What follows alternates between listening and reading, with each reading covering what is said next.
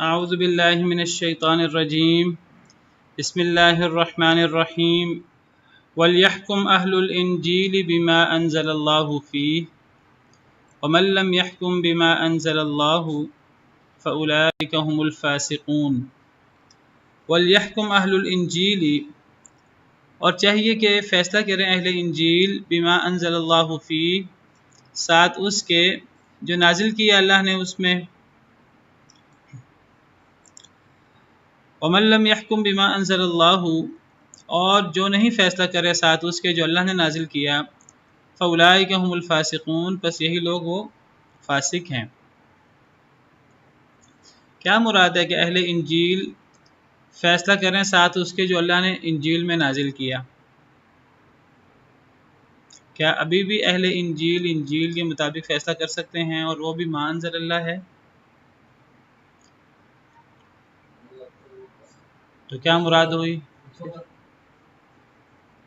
یعنی اس وقت سے مراد نبی صلی اللہ علیہ وسلم کے دور میں؟ جی، تو نبی صلی اللہ علیہ وسلم کے دور میں وہ ما انزل اللہ تھا اور اس کے مطابق فیصلہ یعنی اگر نبی صلی اللہ علیہ وسلم کے دور میں ہو سکتا تھا پھر تو آج بھی ہونا چاہیے۔ بعض علماء کہتے ہیں کہ اصل میں مراد پرانے عیسائیوں کو ہے، کہ عیسائیوں کو انجیل کے مطابق فیصلہ کرنا چاہیے تھا۔ وہ انجیل ما انزل اللہ تھی اور اس میں ہدایت بھی تھی اور نور بھی تھا۔ تو بعض علماء کہتے ہیں نہیں، نبی صلی اللہ علیہ وسلم کے دور کے عیسائیوں کو بھی خطاب ہے، نبی صلی اللہ علیہ وسلم کے دور میں بھی بلکہ آج کے دور میں بھی۔ جو حکم نبی صلی اللہ علیہ وسلم کے دور میں یاد رکھیے وہ حکم آج کے لیے بھی ہے۔ یہ نہیں ہو سکتا کہ ایک حکم نبی صلی اللہ علیہ وسلم کے دور کے لیے ہو، ہاں یہ ہو سکتا ہے نبی سے پہلے کے دور کے لیے ایک حکم ہو وہ آج نہ ہو، لیکن یہ کیسے ہو سکتا ہے کہ ایک حکم نبی صلی اللہ علیہ وسلم کے دور میں ہو اور آج نہ ہو؟ تو بعض علماء کہتے ہیں یہ نبی صلی اللہ علیہ وسلم کے دور کے لیے بھی حکم ہے، یعنی آج کے لیے بھی حکم ہے، اور اس سے مراد یہ نہیں ہے کہ انجیل کا ہر حکم اب اللہ کا حکم ہے، اس کے مطابق فیصلہ کرو۔ یعنی اگر آپ کو انجیل ماننے کا دعویٰ ہے تو انجیل کو ایز اے ہول مانو، یہ تو نہیں کہ مرضی کا مان لو مرضی کا نہ مانو۔ تو جو جس چیز کی طرف اشارہ کیا جا رہا ہے، انجیل کی جن باتوں کو ماننے کا حکم دیا جا رہا ہے وہ انجیل کی وہ آیتیں بھی ہیں۔ وَمُبَشِّرًا بِرَسُولٍ يَأْتِي مِن بَعْدِهِ اسْمُهُ احمد، اللہ نے سورہ صف میں قرآن میں فرمایا ہے کہ حضرت عیسیٰ علیہ السلام نے نبی صلی اللہ علیہ وسلم کی بشارت دی، باقاعدہ نبی صلی اللہ علیہ وسلم کا نام لے کر بشارت دی، اور یہ بات انجیل میں موجود تھی۔ تو انجیل میں یعنی انجیل کو مانو، خاص گویا کہ یہ حکم نبی صلی اللہ علیہ وسلم کے دور کے عیسائیوں کو بھی ہے اور آج کے دور کے عیسائیوں کو بھی ہے، خاص طور پہ انجیل کے وہ حصے جو حصے نبی صلی اللہ علیہ وسلم سے متعلق، قرآن کی حقانیت سے متعلق، نبی صلی اللہ علیہ وسلم اور قرآن کریم کی صفات سے متعلق، صحابہ کرام کی صفات سے متعلق جو ہیں وہ ہیں۔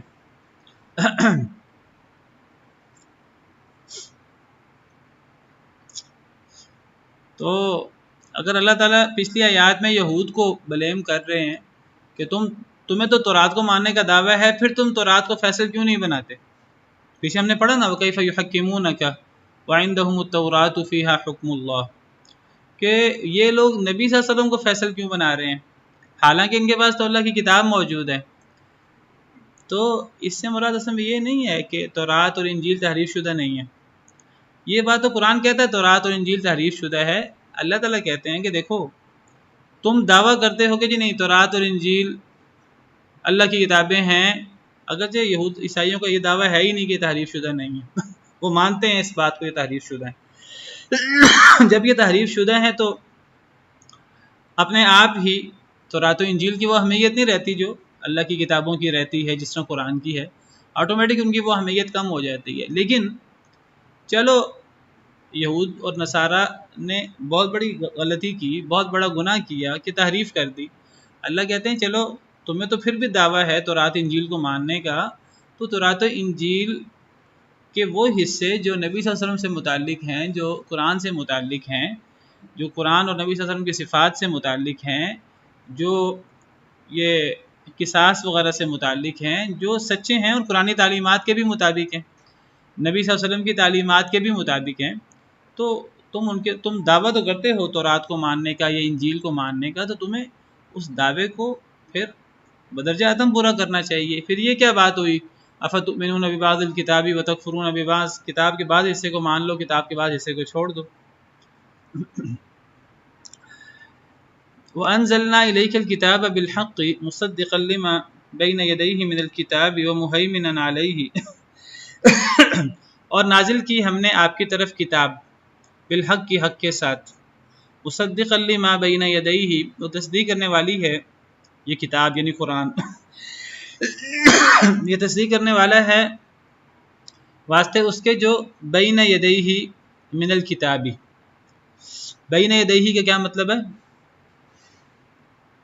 جو اس سے پہلے ہیں، جو اس کے سامنے ہیں، لفظی مطلب ہوتا ہے بین یدیہ کے دونوں ہاتھوں کے درمیان، لیکن یہاں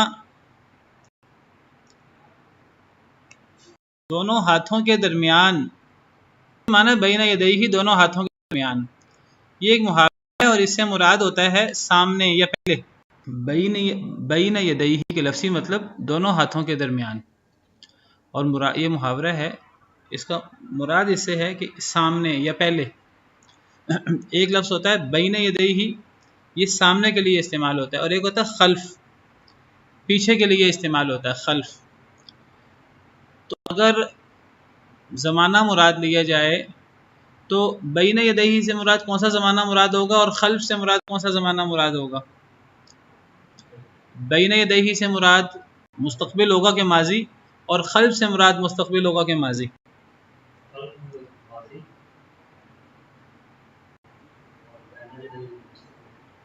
نہیں یہ الٹا ہے، بین یدیہ سے مراد ماضی ہوتا ہے اور خلف سے مراد بعد والا زمانہ ہوتا ہے، جس طرح کہتے ہیں نا کہ بعد میں آنے والے خلف، سلف پرانے اور خلف بعد والے۔ میں نے اس لیے سوال کیا کہ عام طور پہ یہ مغالطہ ہو جاتا ہے ہمیں، اور یہ مغالطہ ہماری اردو زبان کے محاورے کی وجہ سے، ہم اردو زبان میں وہ آگے پیچھے سے مراد ہم بعض دفعہ یعنی پرانے لوگ لے لیتے ہیں، حالانکہ قرآن کریم کا مطالعہ کریں تو قرآن کریم میں بین یدیہ سے مراد جو ہے وہ پچھلے لوگ قرآنی محاورے کے مطابق، اور خلف سے مراد بعد والے لوگ، بعد میں آنے والے، جس طرح قرآن میں ہے فخلف من بعدہم خلف، بس کچھ جانشین ہوئے، نبیوں کا ذکر ہے، تو ان نیک نبیوں کے بعد کچھ ایسے ناخلف پیدا ہوئے بعد میں آنے والے، اضاعوا الصلاۃ جنہوں نے نمازیں ضائع کی۔ اسی طرح قرآن میں ہے فرعون کے حوالے سے فَالْيَوْمَ نُنَجِّيكَ بِبَدَنِكَ، ہم آج کے دن تیرے بدن کو محفوظ کریں گے، تو کیا ہے آگے؟ فَالْيَوْمَ نُنَجِّيكَ بِبَدَنِكَ، سادی آگے کیا ہے؟ لِتَكُونَ لِمَنْ خَلْفَكَ آیَةً، کیا مطلب ہے؟ ہم آج کے دن تیرے بدن کو محفوظ کریں گے تاکہ تو ہو جائے اپنے پیچھے والوں کے لیے، بعد والوں کے لیے نشانی، مستقبل کے لیے کہ ماضی کے لیے؟ آنے والوں کے لیے۔ تو لفظ کیا ہے؟ خلفک، تو خلف سے مراد مستقبل ہے، ماضی نہیں ہے۔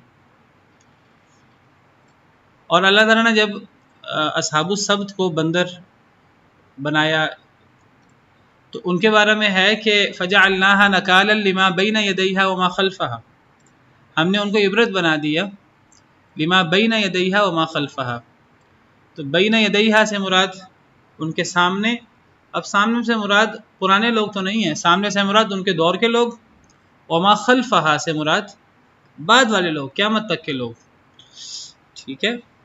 تو مصدقا لما بین یدیہ قرآن میں جہاں بھی آئے، عام طور پر یہ تورات و انجیل کے حوالے سے، قرآن کریم کے حوالے سے آتا ہے کہ مصدقا لما بین یدیہ، تو بین یدیہ سے مراد آپ نے پرانے یعنی ماضی، لفظی مطلب سامنے، مراد پرانے۔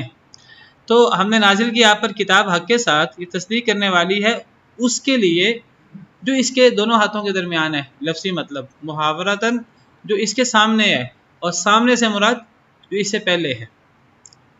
تو قرآن اللہ نے تورات کا ذکر کیا، پھر انجیل کا ذکر کیا، اور ان کے اللہ کی طرف سے ہونے کا ذکر کیا، اگرچہ اللہ تعالیٰ پیچھے بیان کر چکے ہیں کہ یہ محرف بھی ہیں، ان میں تحریف بھی ہوئی ہے، لیکن اللہ نے ان کے ان احکامات کا ذکر کیا ہے جو احکامات محرف نہیں ہیں، مثلا قصاص کا ذکر کیا ہے، رجم کا ذکر ہوا شان نزول میں، تو صحیح احکامات بھی موجود ہیں، لیکن بہرحال بحیثیت مسلمان ہم اس کے مکلف نہیں ہیں، اور جو بھی بندہ مسلمان ہو جائے وہ اس کا مکلف نہیں ہے ویسے تو نبی صلی اللہ علیہ وسلم کے آنے کے بعد اور قرآن کریم کے اترنے کے بعد تو یہود و نصارہ بھی اس کے مکلف نہیں ہیں، لیکن اگر پھر بھی وہ یہ رٹ لگائے رکھے نہیں ہم تو تورات و انجیل کے ہی مکلف ہیں، تو اللہ تعالیٰ پھر ان سے کہتے ہیں کہ اگر تمہارا دعویٰ یہ ہے کہ تم تورات و انجیل کو مانتے ہو، حالانکہ نبی صلی اللہ علیہ وسلم کے آنے کے بعد اب حضرت موسیٰ حضرت عیسیٰ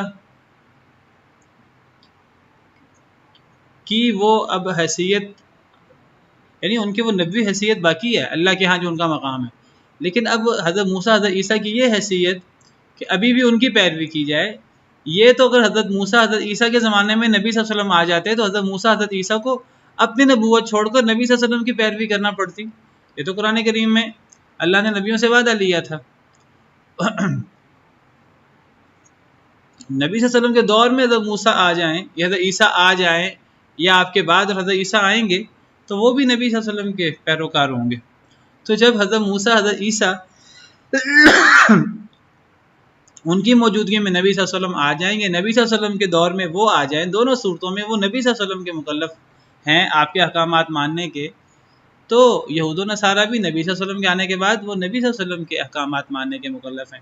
وہ اصلاً اپنی کتابوں کے احکامات ماننے کے مکلف نہیں ہے، لیکن اگر پھر بھی وہ غلط یہ دعویٰ کرتے ہیں کہ نہیں جی ہم نے تو تورات و انجیل کو ہی ماننا ہے، تو اللہ تعالیٰ انہیں الزامی جواب دیتے ہیں کہ اگر تم نے تورات و انجیل کو ہی ماننا ہے، اگرچہ تمہیں قرآن کو ماننا چاہیے، لیکن اگر تم دعویٰ کرتے تم نے تورات و انجیل کو ماننا ہے، تو تورات و انجیل کے کتنے احکامات تو تم نہیں مان رہے۔ یہ الزامی جواب ہے، ورنہ اصل اس وقت تورات و انجیل پر عمل کرنے کا مطالبہ ہے ہی نہیں اللہ کی طرف سے۔ اس وقت حضرت موسیٰ حضرت عیسیٰ کی تعلیمات پر عمل کرنے کا مطالبہ ہے ہی نہیں، اگرچہ اللہ تعالیٰ الزامی جواب دیتے ہیں انہیں کہ اگر تم حضرت موسیٰ حضرت عیسیٰ کی پیروی کرنے کا دعویٰ کرتے ہو تو حضرت موسیٰ حضرت عیسیٰ تو نبی صلی اللہ علیہ وسلم کی بارے میں بشارت دیکھے گئے ہیں، ہر نبی بعد والے نبیوں کے بارے میں اور نبی صلی اللہ علیہ وسلم کے بارے میں تو خاص طور پر ہر نبی جو ہے وہ بشارت دے کر گیا ہے۔ تو بہرحال اللہ نے تورات کا ذکر کیا، انجیل کا ذکر کیا، اور اب اللہ تعالیٰ فرماتے ہیں کہ پھر ہم نے کتاب نازل کی یعنی قرآن، اور یہ بامقصد کتاب ہے اور حق کتاب ہے۔ پچھلی کتابیں بھی حق تھیں، بامقصد تھیں اپنے اپنے دور میں۔ مصدقا لما بین یدیہ، یہ کتاب اپنے بعد اپنی پچھلی کتابوں کے لیے تصدیق بھی کرنے والی ہے۔ یہ صرف قرآن کی خاصیت نہیں ہے، یہ پچھلی کتابوں کی بھی خاصیت تھی کہ پچھلی کتابیں بھی اپنی سے پچھلی کتابوں کی تصدیق کرنے والی تھیں۔ اچھا جی، مصدقا لما بین یدیہ من الکتاب، یہ تصدیق کرنے والا ہے یعنی یہ قرآن اس کے لیے جو اس کے سامنے ہے یا اس سے پہلے ہے، من الکتاب، کتاب سے۔ یہاں کتاب سے مراد کیا ہے؟ یہاں کتاب سے مراد کیا ہوا جی؟ نہیں، اللہ فرماتے ہیں ہم نے نازل کی آپ کی طرف کتاب، اس کتاب سے مراد کیا ہے؟ قرآن، حق کے ساتھ، اور یہ قرآن تصدیق کرنے والا ہے اس کے لیے جو اس سے پہلے ہے، من الکتابی، کتاب سے۔ یہاں کتاب سے کیا مراد ہے؟ تورات انجیل۔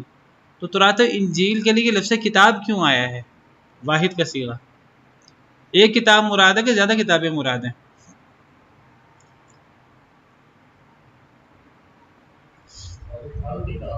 یہاں الکتاب کہہ کر ساری کتابیں مراد ہیں، ایک کتاب مراد نہیں ہے، اور یہ پیچھے ہم تفصیل سے پڑھ چکے ہیں سورہ نساء میں۔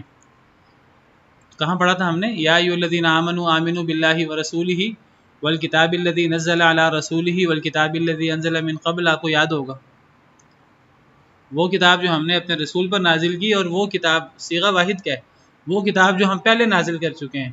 حالانکہ میں نے ذکر کیا تھا یہاں کتاب جنس کے لیے ہے، پہلے تو کافی کتابیں نازل ہوئی ہیں، یہاں بھی یہ جنس کے لیے کتاب سے مراد ساری کتابیں، اللہ کے سارے احکامات ہیں۔ تو ہم نے آپ پر ایسی کتاب نازل کی یعنی قرآن، جو حق کے ساتھ جو تصدیق کرنے والا ہے اپنے سے پچھلی تمام کتابوں کی۔ یہاں الکتاب سے مراد پچھلی تمام کتابیں ہیں۔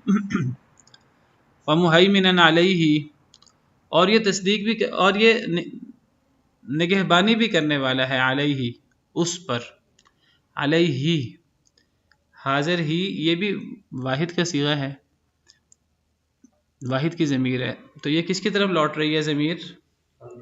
الکتاب کی طرف، اور الکتاب سے مراد یہ جنس ہے، تو ساری کتابیں مراد ہیں۔ تو علیہ سے مراد بھی وہ الکتاب یعنی ساری کتابیں، تو گویا کہ قرآن کریم مہیمن ہے پچھلی تمام کتابوں پر، علیہ سے مراد یہاں تمام کتابیں پچھلی لیں گے، کیونکہ یہ ضمیر لوٹ رہی ہے الکتاب کی طرف، اور الکتاب سے مراد زیادہ کتابیں ہیں، ساری کتابیں ہیں۔ یہ قرآن کریم کی خصوصیت ہے، یعنی قرآن کریم پچھلی کتابوں کی تصدیق بھی کرتا ہے، یہ تو پچھلی کتابیں بھی اپنے سے پچھلی کتابوں کی تصدیق کرتی تھیں، لیکن قرآن کریم صرف پچھلی کتابوں کی تصدیق نہیں کرتا بلکہ یہ پچھلی کتابوں پر مہیمن بھی ہے۔ یہ قرآن کریم کی ایسی خصوصیت ہے کہ یہ خصوصیت اس کتاب کی ہوتی ہے جو کتاب سب سے آخر میں اترے، یا جو کتاب ایک حاکم کی حیثیت رکھے پچھلی کتابوں کے لیے۔ تو قرآن کریم کی حیثیت صرف پچھلی کتابوں کی تصدیق کی نہیں ہے، قرآن کریم کی حیثیت پچھلی کتابوں کی نگہبانی کی بھی ہے۔ پچھلی کتابوں میں جو تحریفات ہوئی ہیں تو قرآن کریم جو ہے وہ اس کا بھی پردہ چاک کرتا ہے۔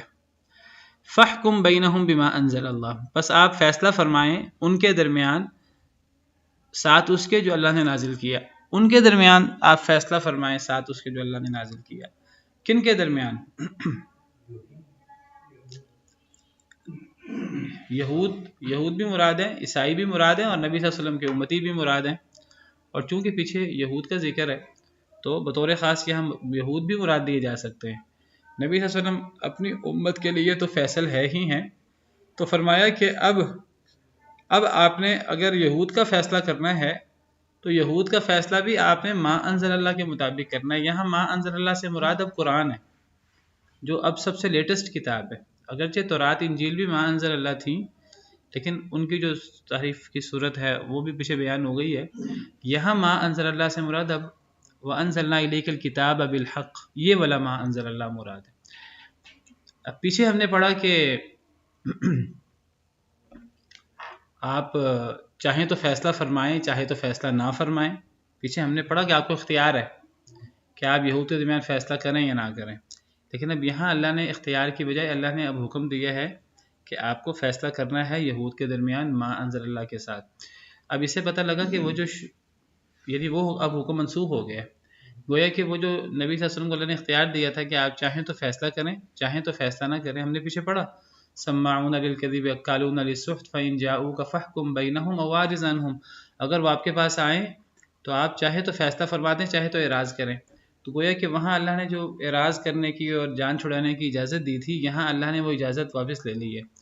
تو اب اللہ نے فرمایا اب ایک ہی راستہ ہے، اور راستہ یہ ہے کہ مسلمان ہوں تو بھی اور یہود و نصارہ ہوں تو بھی فیصلہ اللہ کے حکم کے مطابق ہوگا۔ نبی صلی اللہ علیہ وسلم کو یہ حکم ہے، یعنی گویا کہ اب اسلامی ریاست میں اگر یہودی اور عیسائی بھی رہتے ہیں تو اللہ کے قانون کے مطابق انہیں بھی زندگی بسر کرنی پڑے گی۔ یہودی عیسائی یہ نہیں کہہ سکتے کہ جی ہماری شریعت میں تو فلاں چیز کی اجازت موجود ہے تو آپ ہمیں اس کا پابند نہیں کر سکتے۔ نہیں، جو اللہ کے قانون ہیں اور جو سزائیں اور جو اس قسم کی چیزیں ہیں، تو ان چیزوں میں اسلامی مملکت میں اگر ذمی لوگ بھی رہتے ہوں گے تو ذمی لوگ بھی یہ نہیں ہوگا کہ اگر چوری کریں گے وہ تو انہیں اسلامی سزا نہیں دی جائے گی، یہ دیکھا جائے گا کہ جی تورات میں کیا لکھا ہے چوری کی سزا اور انجیل میں چوری کی سزا کیا لکھی ہے۔ نہیں، پہلے نبی صلی اللہ علیہ وسلم کو اجازت تھی چاہے تو فیصلہ کریں چاہے تو چھوڑ دیں، اگر چھوڑ دیں تو یہود آپ کو نقصان نہیں پہنچا سکتے، لیکن اب اللہ نے گویا کہ یہ اجازت واپس لے لی ہے، اور اللہ نے فرمایا ہے کہ اب اہل کتاب کو بھی اسلامی مملکت میں ان کو اللہ کے قانون کا پابند ہونا پڑے گا، بلکہ اللہ کے رسول نبی صلی اللہ علیہ وسلم کو اللہ نے دین حق اور ہدایت دے کر بھیجا۔ کیوں بھیجا؟ تاکہ وہ اس کو تمام ادیان پہ غالب کر دیں۔ هو الذی ارسل رسولہ بالہدی ودین الحق لیظہرہ علی الدین کلہ۔ بعض لوگ اس آیت کا معنی سمجھتے ہیں، اس آیت کا معنی یہ ہے کہ اب جبراً سب کو اسلام قبول کرنا پڑے گا۔ یہ اس آیت سے مراد نہیں ہے۔ اس آیت سے کیا مراد ہے؟ جبراً تو اسلام قبول نہیں کروایا جا سکتا نا، وہ تو اللہ نے تو لا اکراہ فی الدین کہہ کر اس سے منع کر دیا ہے کہ دین کے معاملے میں جبر نہیں ہے۔ جب دین کے معاملے میں جبر نہیں ہے تو پھر هو الذی ارسل رسولہ بالہدی ودین الحق لیظہرہ علی الدین کلہ سے کیا مراد ہوا؟ کہ اللہ نے اپنے نبی صلی اللہ علیہ وسلم کو ہدایت اور دین حق دے کر بھیجا تاکہ نبی صلی اللہ علیہ وسلم اس ہدایت اور دین حق کو تمام ادیان پہ غالب کر دیں، یعنی دین اسلام کو تمام ادیان پہ غالب کر دیں، اللہ کے قانون کو پوری دنیا میں نافذ کر دیں۔ اب اس سے کیا مراد ہوگا؟ جبرن سب کو کلمہ پڑھانا یا کچھ اور مراد ہے؟ جی نہیں، دعوت دینے کو تو لیظہرہ علی الدین کلہ، ہاں جی کوشش کرنا دین کے لوگوں کی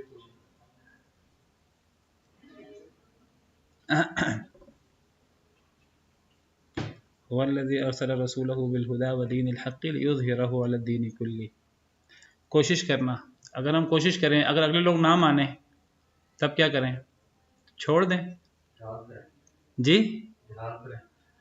تو جہاد میں پھر ان سے جبرن منوایا جائے گا کہ نہیں منوایا جائے گا؟ نہیں تو پھر تو جو ہے کہ دین میں جبر نہیں ہے تو اس کا کیا مطلب ہوگا؟ اور یہ فحکم بینہم بما انزل اللہ، ان آیات کا کیا مفہوم ہوگا؟ جبر تو یہ نا اسلام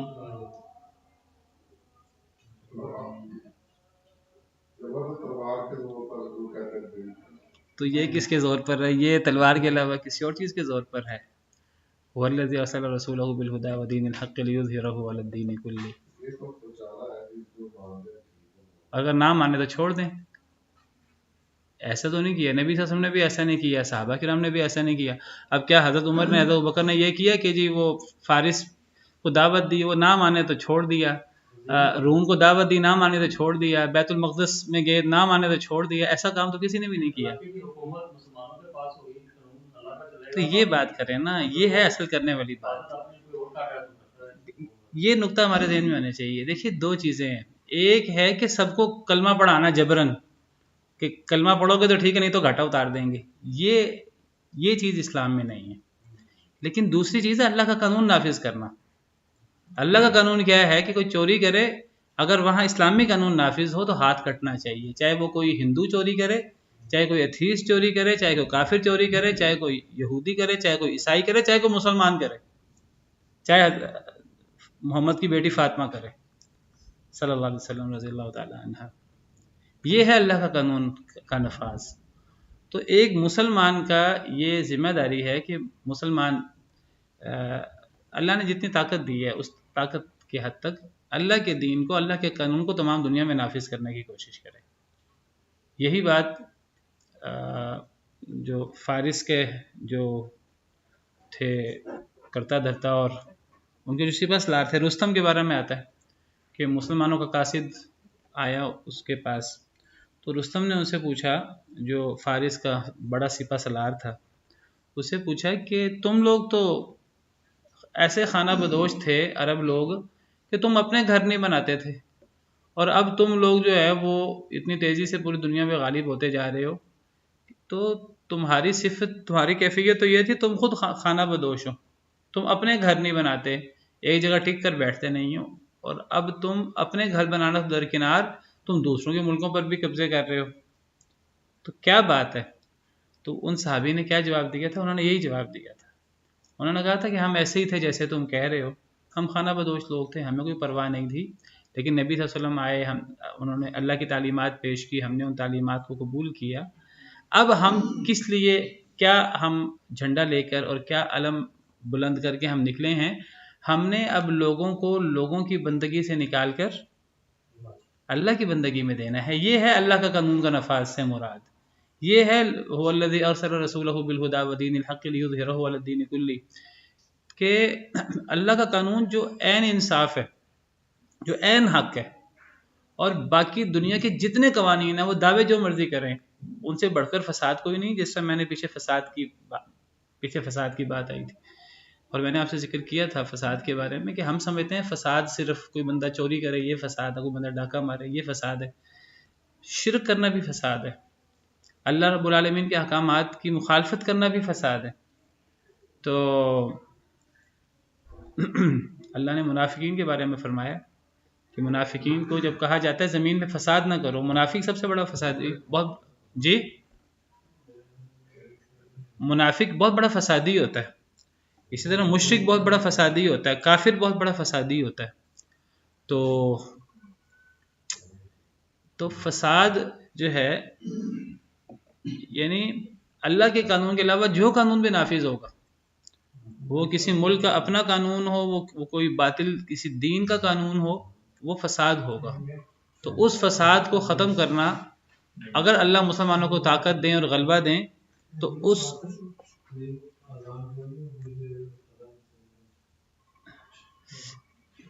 تو اگر اللہ تعالیٰ کسی کو غلبہ دے اور کسی کو طاقت دے تو اس قوم کی ذمہ داری ہے کہ وہ اللہ کے دین کو دیگر ادیان پہ اور اللہ کے قانون کو دیگر قوانین پہ لاگو کرے۔ یہ ہے اصل میں فحکم بینہم بما انزل اللہ اور هو الذی ارسل رسولہ بالہدی ودین الحق لیظہرہ علی الدین کلہ کا معنی۔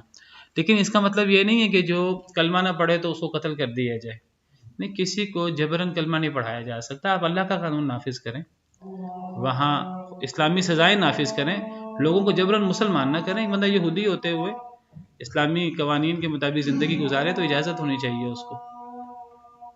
تو یہ جو فرق ہے لوگوں پر جبری لوگوں کو کلمہ پڑھانے کا اور اگر طاقت ہو تو اللہ کے نظام کو نافذ کرنے کا، تو یہ فرق ہمارے ذہنوں میں ہونا چاہیے۔ یہ فرق نہیں ہوگا تو پھر کئی دفعہ مشکل ہو جاتی ہے بات کو سمجھنے میں۔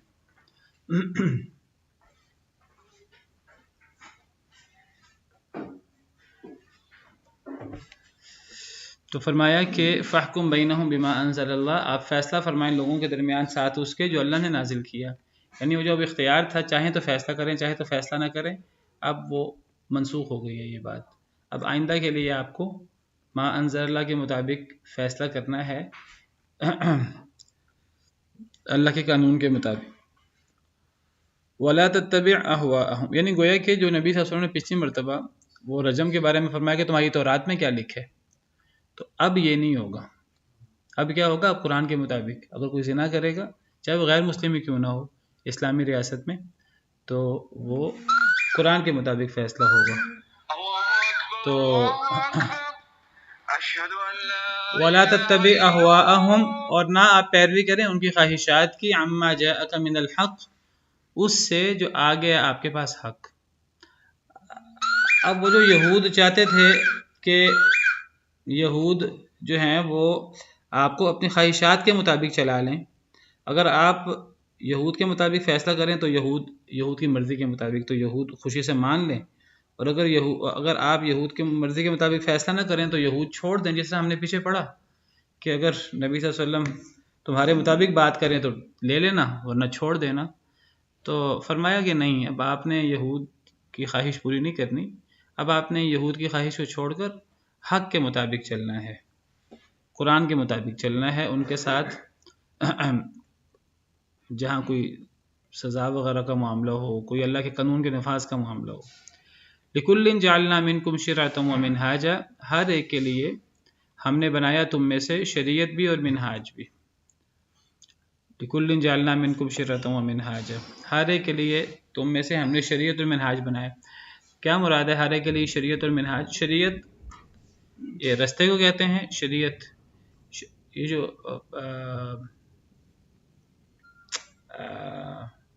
بڑی سڑک ہوتی ہے، ہائی وے، اس کو شریعت عربی زبان میں شارع کا لفظ آپ نے سنا ہوگا، شارع بڑی سڑک کو کہتے ہیں، بہت واضح سڑک جو روڈ ہوتی ہے، ہائی وے آپ کہہ لیں، تو اسی سے شریعت ہے۔ ہر ایک کے لیے ہم نے شریعت بنائی، اور منہاج کہتے ہیں ایک چلنے کا ایک مخصوص رستہ۔ تو اس سے پتہ لگتا ہے کہ شریعتیں مختلف ہیں، منہاج مختلف ہیں، لیکن دین ایک ہے۔ یہ فرق ہے دین کا اور شریعت کا۔ تو دین حضرت آدم سے لے کر نبی صلی اللہ علیہ وسلم تک تمام انبیاء کا ایک ہے، لیکن شریعتیں مختلف ہیں۔ شریعت کا اور دین کا کیا فرق ہے؟ ہم یہ نہیں کہہ سکتے کہ حضرت موسیٰ کا دین، حضرت عیسیٰ کا دین، حضرت نوح کا دین، حضرت ابراہیم کا دین اور نبی صلی اللہ علیہ وسلم کا دین ہمیشہ دین اسلام ہوتا ہے، اللہ کا دین ہوتا ہے۔ شریعتیں فرق ہوتی ہیں، یہ کہہ سکتے ہیں شریعت موسوی، شریعت عیسوی، شریعت محمدی، حضرت ابراہیم کی شریعتیں فرق ہوتی ہیں، دین فرق نہیں ہوتا۔ اور دین اور شریعت کا فرق کیا ہے؟ دین کہتے ہیں مین احکامات کو، موٹے موٹے احکامات کو، اور شریعت کہتے ہیں ذیلی احکامات کو۔ تو موٹے موٹے احکامات تمام شریعتوں میں تمام انبیاء کے ایک ہی ہیں، ذیلی کچھ احکامات میں فرق ہے. مثلاً اس کی مثال کیا ہے؟